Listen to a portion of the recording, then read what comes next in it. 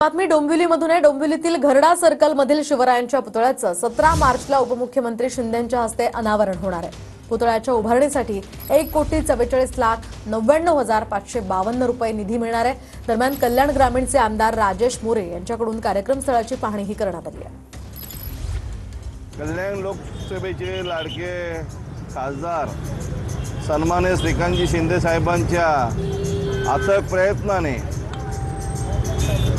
आपल्या या डोंबिवलीच्या प्रवेशद्वारापाशी रयतेचा राजा छत्रपती शिवाजी महाराजांचं अश्वारूढ पुतळ्याचं 17 तारखेला सायंकाळी 7 वाजता महाराष्ट्र राज्याचे लाडके माजी मुख्यमंत्री आणि आताचे उपमुख्यमंत्री सन्माननीय एकनाथजी शिंदे साहेब यांच्या शुभ हस्ते छत्रपती शिवाजी महाराजांच्या अश्वारूढ पुतळ्याचं अनावरण सोहळा पार पडणार आहे।